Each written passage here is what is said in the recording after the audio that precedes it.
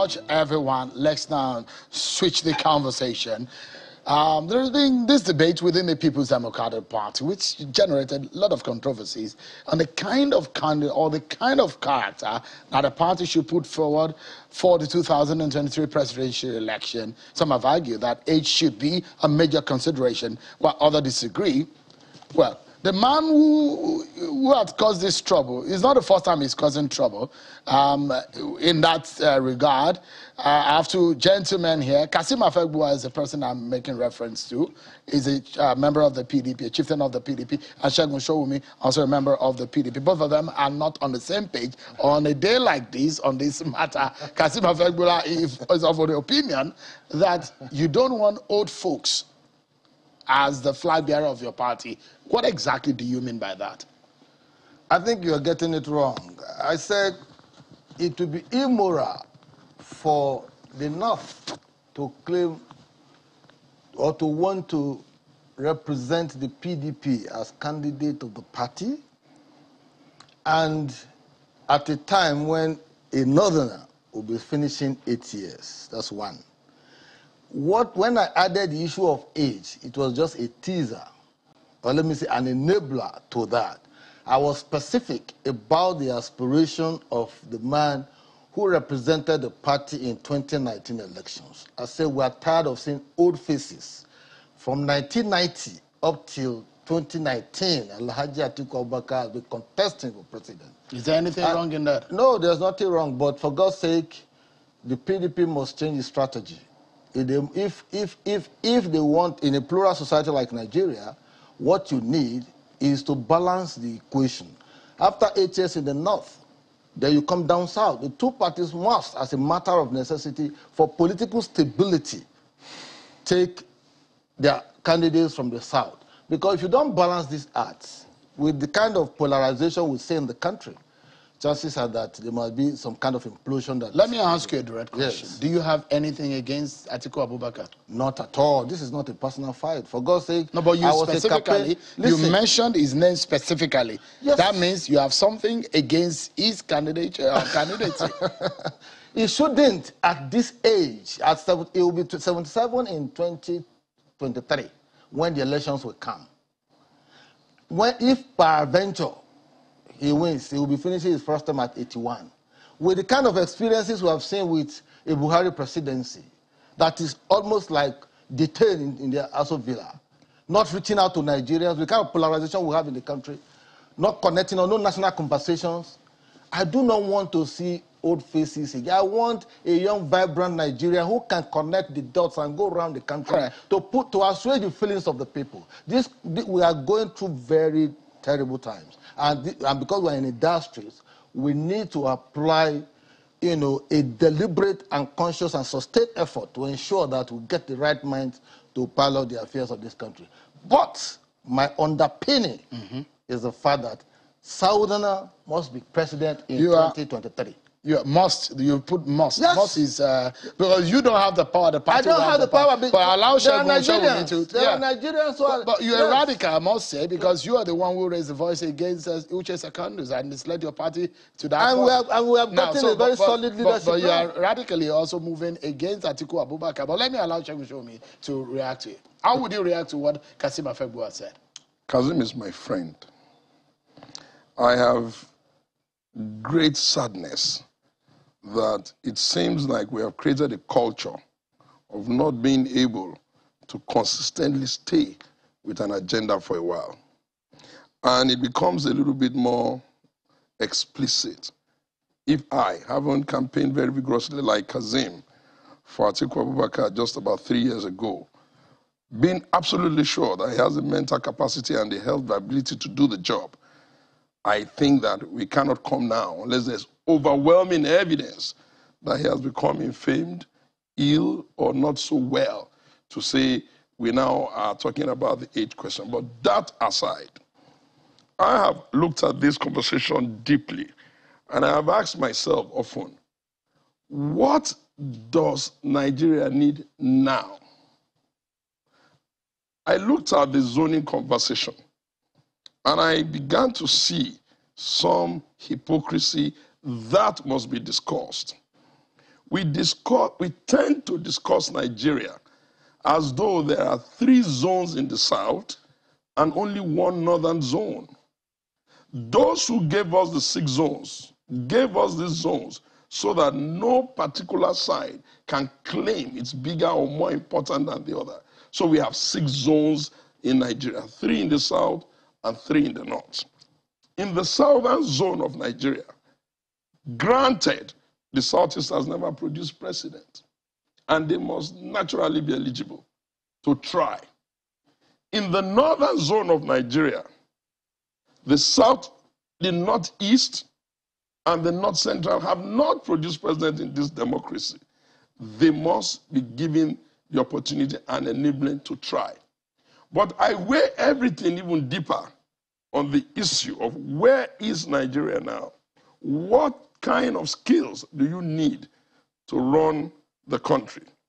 I hold the view that you need someone who understands the country significantly and deeply.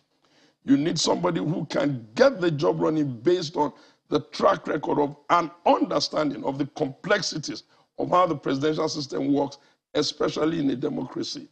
And I began to feel pretty uncomfortable that we are interpreting a lowering of the age in the not too young to run bill by bringing it down to 35 to mean or to ignorantly assume that we have sealed it at the top.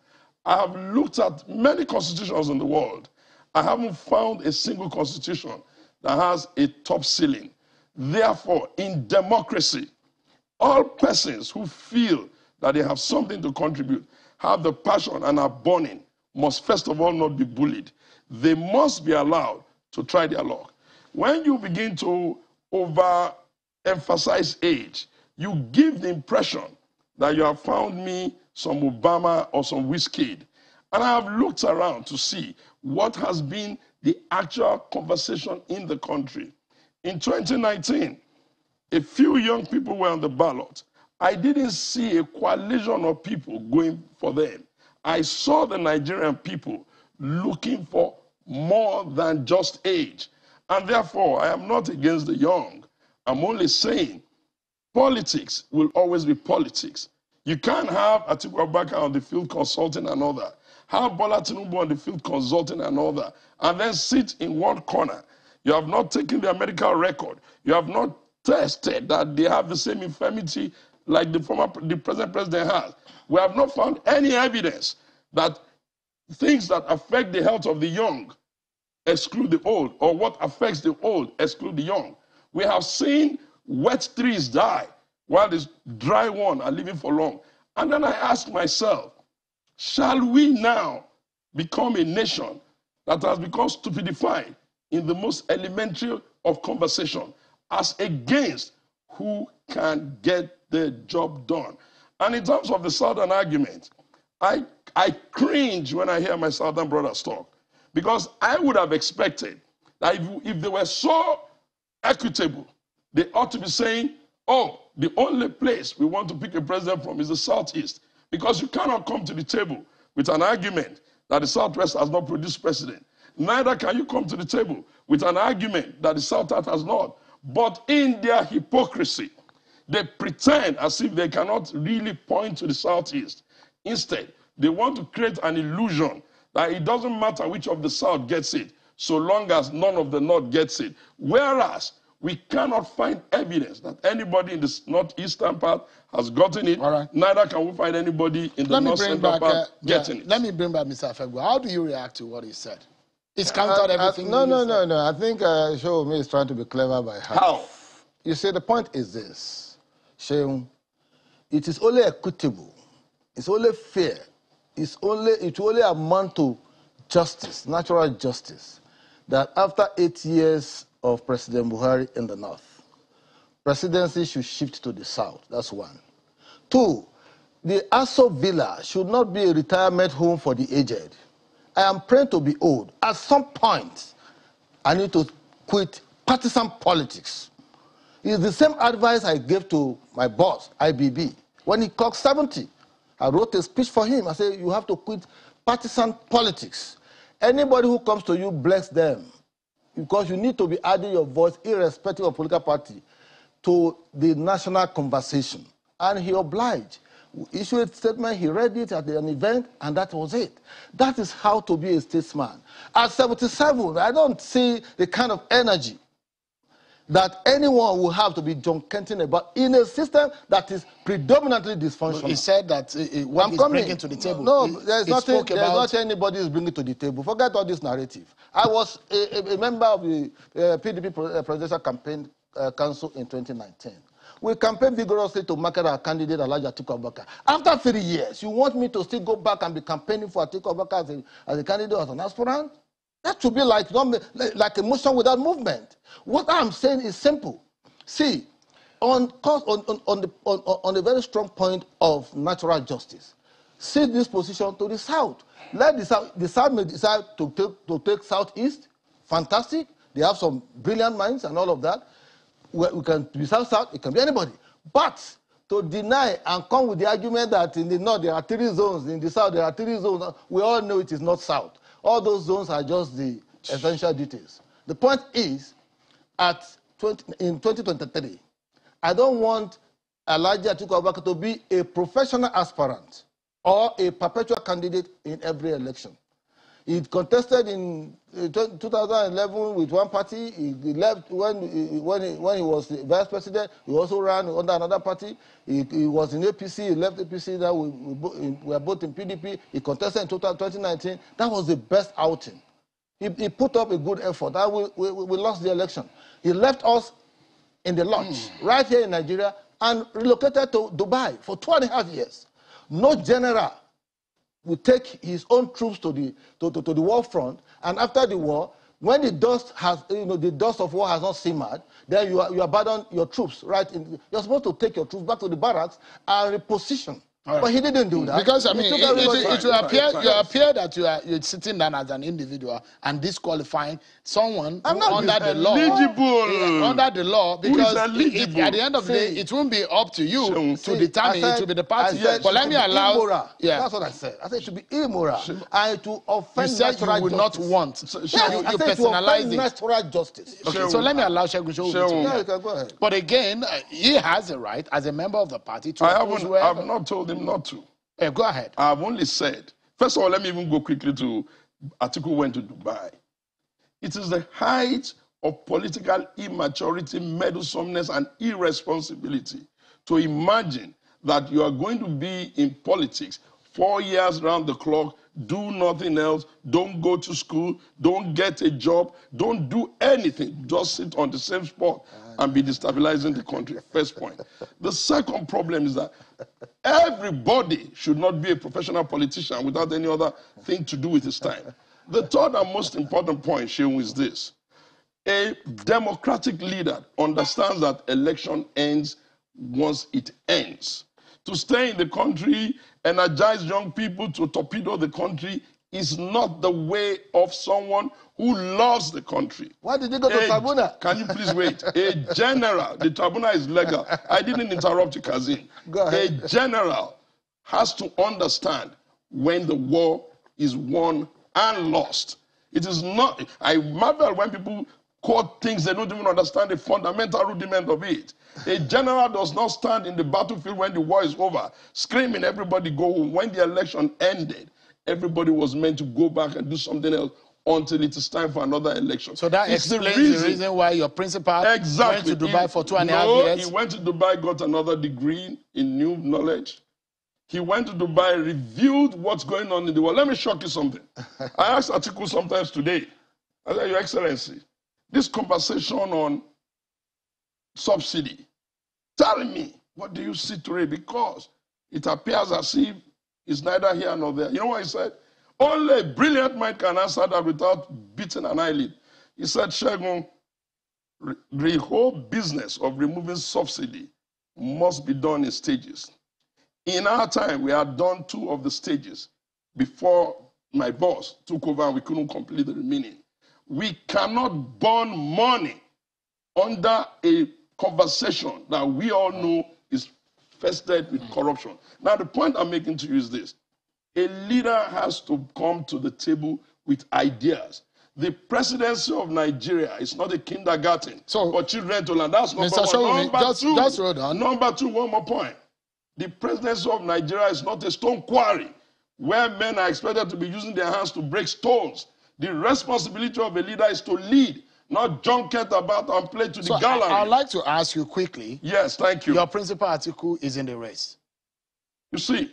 No. I mean, because of time. Is he in the race? He's in the race. Have intention? He's in the race. All right, and he's in the race to win it. Because all of the issues that we talked about in 2019 are exactly the same, if not worse. Let me bring back... Ask him, who is his candidate? Mr. Afegua, I mean, how do you then react to those who... When I heard and read some of your position, they said quickly, they said, look, you have been compromised and you have been bought over by perhaps a South-South candidate who is running the race. How do you react to that? Because this agitation, that's what came with it. I expect to hear all manners of narrative, you know, or insult, howl at me and all of that. They don't bother me.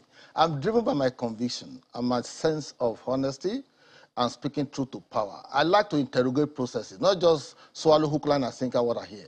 Even the response he said that his principal gave on the subsidy is not a response that shows capacity. Really? Let me tell you. Explain. Subsidy. When you say subsidy, as a country, yes, you are saying he said they have done 2 stages and the other one fested with corruption. The only reason why we are discussing subsidy is because there is no system in place. You have to place a system that will checkmate corrupt practices and sub-practices of the... We need to close now, gentlemen, because we are totally out of time. Just a moment. The question I like, who are you supporting in your party? I'm supporting any southern aspirant that to go through the process, because in 2019, all aspirants in PDP were north. So part of the rumor is correct that you are supporting someone from the south? No, south. Okay. The entire south. Because in your party, that is what is going on. Yeah. So let's conclude this conversation, gentlemen. What's your final word? My final word is that subsidy removal is not a solution. What you should do is put the system. We're not discussing that. Yes, I know. So the point you're making is about the candidate of the flag bearers. Yes. My point is, my final conclusion is that, for God's sake, we are tired of seeing these old faces. Particularly faces that have featured prominently in our political process, still seeking to preside over us. The Aso Villa is not a retirement home for the aged. I pray to be old, God grant them good health. Please, they should sit back, watch us from the back, and give us guidance. You have 30 seconds, Mr. Oshowumi. We need to Democracy does not work on the principle of bullying anyone who has an intention. The rules are clear. Every person above the age of 35 who thinks he has something to bring to the table is eligible to contest. The decision of who will lead is purely with the Nigerian people. And I recommend Atiku to them very vehemently. Thank you so much, gentlemen. Segun Showumi, a member of the PDP, and Kasim Afegua. Interestingly, both of them worked on the same table for Atiku Abubakar in 2019. But now you're not agreeing on that point. But that's how we close the show tonight, everyone. Many thanks for watching. I'm Sean Kimale. Bye for now.